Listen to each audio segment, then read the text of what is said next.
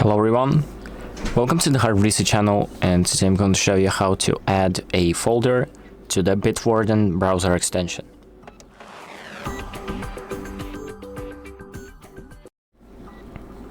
So the first thing that we're going to do is open up the Bitwarden extension, and then we're going to press on the plus icon on the top right, and then select folder.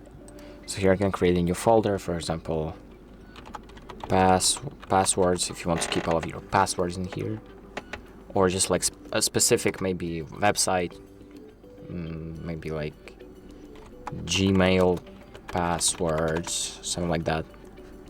And just press save, and once it's done saving, you're just going to for example, if you want to relocate something to a new folder, you're just gonna go right here, press edit, so select an item, for example this card, press edit, and here in the folder just select the folder that you want, so Gmail passwords. I'm gonna press save, and now if we return and we open up the folder Gmail password, as you can see the card is right here. And if you're creating a new item, for example a new login, it's basically the same thing. So just name it, add it to a folder, and then fill out the credentials, and then make sure to press save. So that's about it. Thank you for watching.